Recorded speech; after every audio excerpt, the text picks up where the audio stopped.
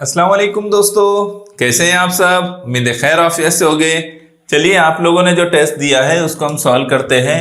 एक लिंक आपको दी जाती है, उसके ज़रिए से आप टेस्ट देते हैं। ये यहाँ टच करना होता है और उसके बाद जो है आपने नाम लिखना है। तो ये नाम मैं लिख रहा हूँ,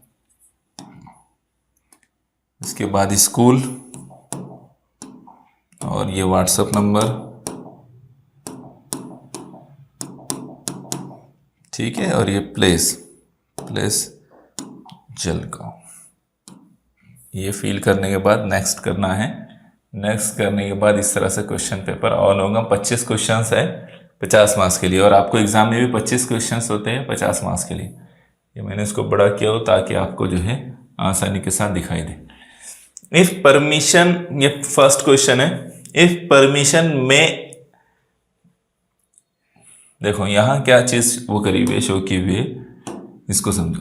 परमिशन के लिए अगर में है, एबिलिटी के लिए कैन और ऑब्लिगेशन के लिए ऑट, तो नेसेसिटी किस के लिए क्या होगा? तो नेसेसिटी के लिए क्या होगा? विल, शुड, मस्ट, शैल। तो मैं आपको बता चुका हूं कि नेसेसिटी के लिए मस्ट का वर्ड यूज करते हैं, है ना। क्या इस्तेमाल करते हैं? मस्ट, यानी option number 3। Here is a note message by mother to her daughter to complete certain task as she is away from home। ठीक है, तो यहाँ जो है आपने एक मैसेज शॉर्ट नोट देखा है कि शॉर्ट नोट दी गई है, क्वेश्चन है, एक माँ की तरफ से उसकी बेटी के लिए है, उसको एक टास्क दिया गया है। क्या है? Dear Riya, go to post office and collect post. Post office में जाना है, कलेक्ट करना है post. Your grandmother is not dead age. Visit her and give prescribed medicine। यहाँ अगर आप लोगों ने समझने की कोशिश किया ना कि उसको जो दवाई देने की बात की जा रही है, मेडिसिन देने की बात की जा रही है, तो जाहिर सी बात है कि वो उसकी तबीयत अच्छी है क्या? नहीं है। Your grandmother is not sick आएगा क्या? sick यानी बीमार, ill यानी बीमार, इन अ पेन दर्द में है, is not in a pain ऐसा रहेगा क्या? अगर ऐसा कुछ नहीं है तो फिर गोलियां क्यों दी जा रही, मेडिसिन क्यों दी जा रही?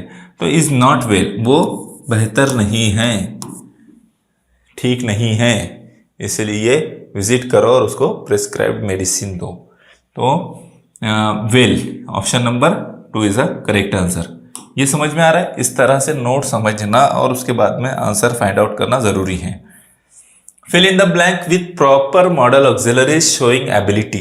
एबिलिटी को शो करने वाला जो है मॉडल ऑक्सिलरी हमने जो है क्या करना है? फाइंड आउट करना है। अभी देखो, अगर आपने कभी जो है गौर किया ना, तो क्वेश्चन पेपर में एक चांस होता है कि कहीं कहीं पर क्या करता है, हमको कोई क्वेश्चन का आंसर पीछे ले जाकर देखने में आसानी हो जाती है। एबिलिटी कैन है ना, यहाँ पर क्वेश्चन में दे दिए गए। अगर आप वो याद रखेंगे इस तरह की चीज कि आपने क्वेश्चन को बहुत गौर से करते हुए, अच्छी तरह से पढ़ते हुए आप आगे बढ़ रहे हैं, तो इजीली आपको कुछ आंसर वहीं पर मिल जाते हैं।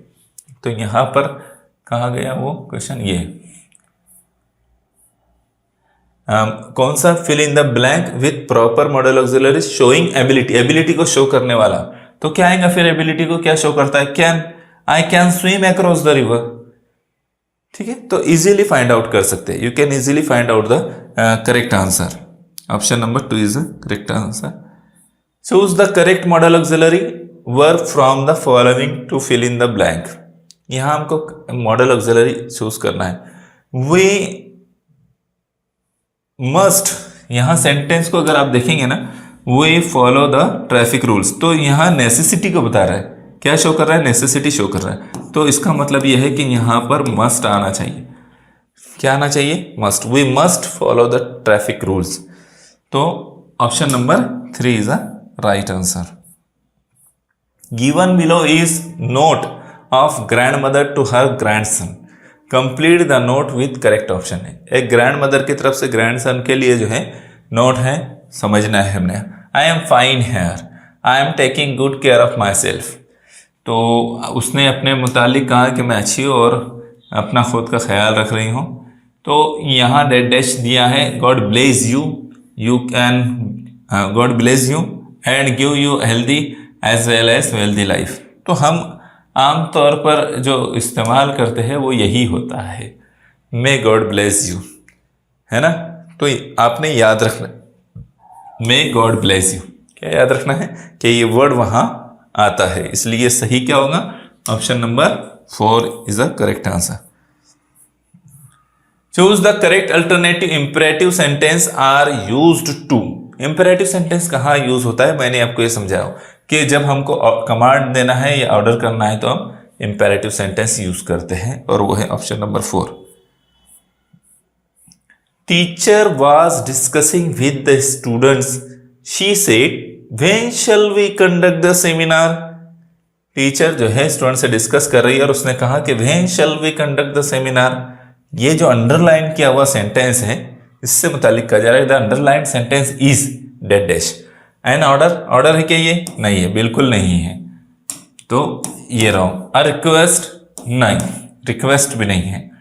अ सजेशन है क्या, आगे का क्वेश्चन पढ़ो, इसमें थोड़ा सा सोचना पड़ेगा आपको। अ क्वेश्चन, तो ये क्वेश्चन है because question mark is there, तो क्या है option number 4 a question, option number 4। Rahul's mother is very much concerned about his progress. She has few questions in her mind. One of them is not grammatically correct. Rahul की mother के जहन में, माँ के जहन में कुछ क्वेश्चंस उसकी प्रोग्रेस को लेकर चल रहे हैं, तो उसमें से एक जो है वो ग्रामेटिकली करेक्ट नहीं है। कौन सा, तो यहां देखो, does Rahul go to school regularly, yes it is a correct sentence. Does he read newspaper every day, क्या वो रोजाना जाता है, क्या वो रोजाना न्यूज़पेपर पढ़ता है। Does he complete the project in time, क्या वो अपने प्रोजेक्ट को टाइम पर कंप्लीट करता है। Do he take his food in time, do कैसे आएगा यहाँ तो डज आएगा ना, तो ये इनकरेक्ट है। यहाँ क्या आना चाहिए था, डज, डू की जगह डज आना चाहिए था, ठीक है। तो इसलिए ऑप्शन नंबर 4 इनकरेक्ट हुआ। Choose correct alternative if where place. यहां जो है इस तरह के क्वेश्चन को समझना है अच्छे से। वेयर प्लेस, अगर वेयर जो है प्लेस को शो करता है, व्हेन टाइम को शो करता है, तो फिर वाई किसको शो करेगा, तो वाई रीजन को शो करेगा, है ना। वाई का वाला क्वेश्चन क्यों करते हैं हम, तो वो रीजन मालूम करने के लिए, ठीक है। वाई आर यू लेट, तो जब आप ऐसा पूछोगे तो क्या रीजन आएगा सामने, तो वाई जो है रीजन के लिए होता है। Option number 1। Odd man out, choose the option, इसमें से ऑड कौन सा है ये हमने चूज करना है। Where do you live, when do you get up, what are you talking about, how cold the night is. तो ये तीनों भी जो है क्वेश्चंस है, क्या है, क्वेश्चंस है, क्वेश्चंस वाले सेंटेंस है, और ये एक्सक्लेमेटरी है। तो ये और गलत नहीं है ये, लेकिन ये ऑड हो गया उसमें, है ना। 3 क्वेश्चंस है, वो एक ग्रुप बना लेंगे और ये अलग हो जाएगा, इसलिए option number 4 is a correct answer. Beautiful what is picture is, इसको क्या करना है, choose one correct alternative to form exclamatory sentence. ऊपर के इसको यूज करके जो है करेक्ट एक्सक्लेमेटरी सेंटेंस बनाना है, तो चारों में से कौन सा है। इस तरह के क्वेश्चन में आपने एक बात याद रखनी है, वो बात कौन सी है कि जो वर्ड इसमें इस्तेमाल हुए ना वो वर्ड बदलेंगे नहीं, उसमें का कोई भी वर्ड बदलेगा नहीं, बदलता नहीं है, ये बात आपने याद रखना है। अब यहां पर व्हाट है, ठीक है, यहां हाउ है क्या इसमें, नहीं, इसलिए ये गलत हो गया, ठीक है। एक ऑप्शन हमारा इजीली कट हो गया। व्हाट आया इसमें, तो अब हम इस पर से चेक करेंगे। इट इज ब्यूटीफुल पिक्चर, तो ये सही है क्या, नहीं है, क्योंकि ये एक्सक्लेमेटरी नहीं बन रहा है, यहाँ का एक्सक्लेमेटरी बनाना है, ये एक्सक्लेमेटरी नहीं है। एक्सक्लेमेटरी हाउ और व्हाट से स्टार्ट होगा। What a beautiful picture it is, yes it is the right exclamatory sentence. It is what beautiful picture, ये नहीं सही है, तो क्या सही है, what a beautiful picture it is. तो आपने इसको सही तरीके से चूज करना है और समझना भी है। ही गिफ्टेड अ ब्यूटीफुल पेन। यहां क्या कह रहा है, ऐड मी। यहां इस सेंटेंस में, ये जो सेंटेंस दिया हुआ है इसमें मी ऐड करने के लिए कह रहा है। क्या कहा है, me, add me in a sentence to form the sentence. इस सेंटेंस को फॉर्म करने के लिए अगर मी ऐड करेंगे तो कैसे करेंगे ये हमने बताना है।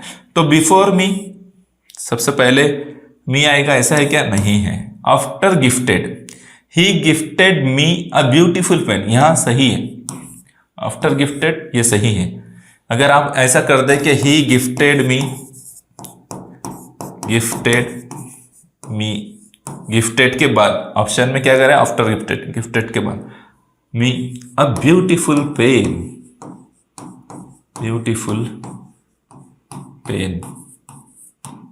है ना, he gifted me a beautiful pen, तो ये सही हो जाएगा। ठीक है, इसलिए option number 2 is a correct answer.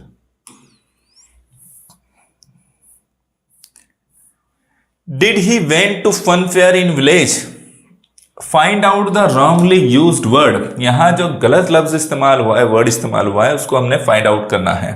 तो डिड ही, जब यहां जो है डिड ही वेंट, यहीं पर हमको समझ में आ जा रहा है, डिड भी पास्ट का, वेंट भी पास्ट का, वर्ब की तीसरी शक्ल।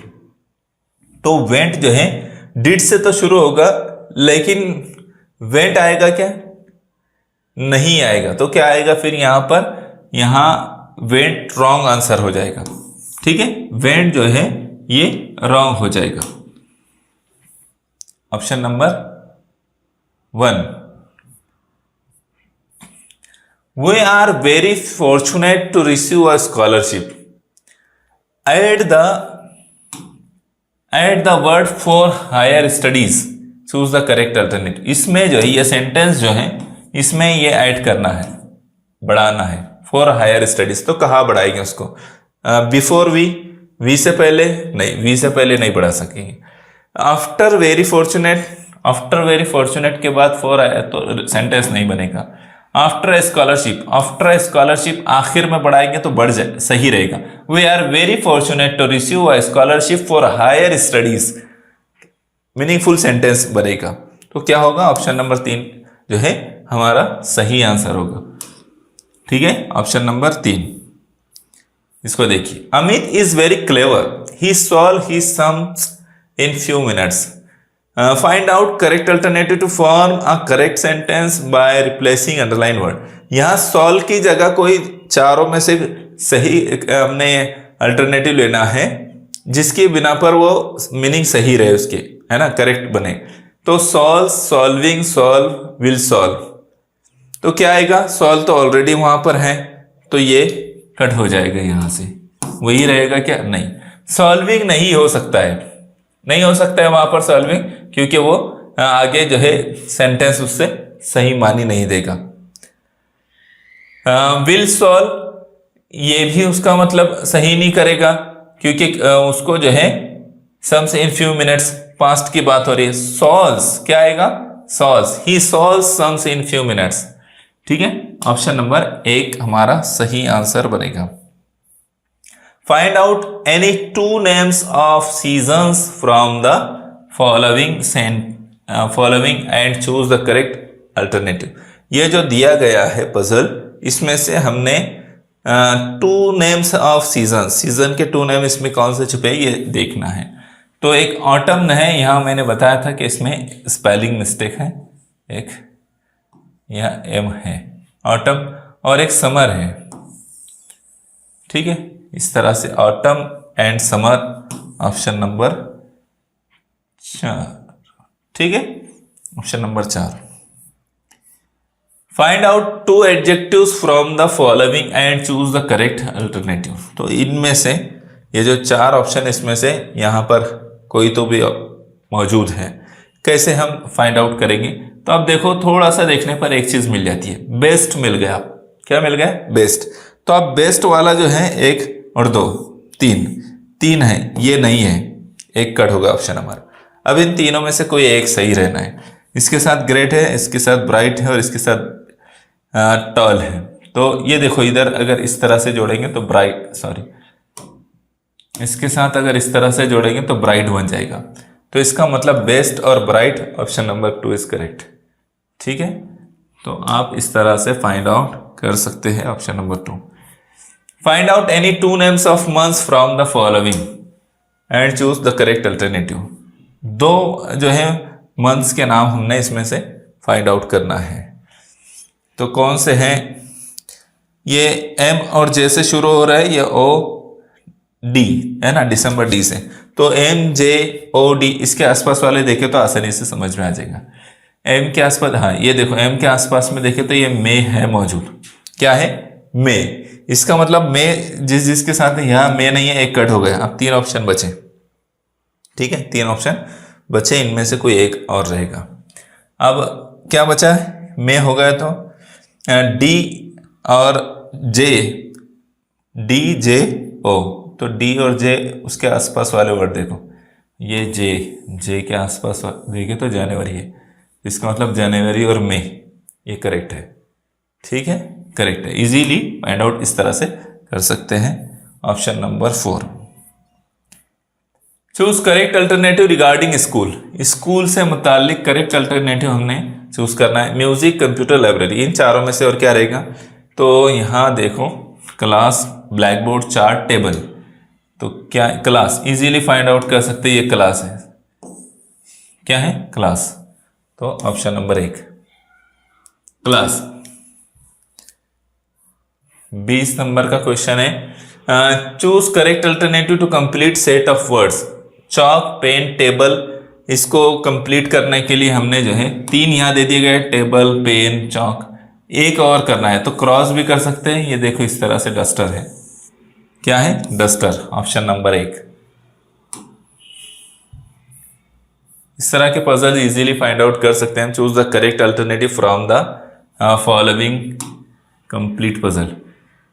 डी डालेंगे तो नहीं होगा, सी से नहीं होगा, टी डाल के देखो तो टी डालो, यहाँ अदर, यहाँ भी टी डालो, यहाँ भी टी डालो, दैट, रेट। ओके, ये सही है, यानी ऑप्शन नंबर 3 हमारा जो है करेक्ट आंसर है। Option number 3। Read the riddle and choose the correct alternative. I am a month, I am a present at the time of spring, my name has few letters, 5 letters, मेरे नाम में 5 letter हैं। I am a month when spring begins, what I am, 5 letter बोले तो 3 और 4 वाला तो cut गया। अब ये 5-5 लेटर वाले, उसमें से आपको मालूम होना चाहिए कि स्प्रिंग कब स्टार्ट होती है, तो मार्च है। Option number 2।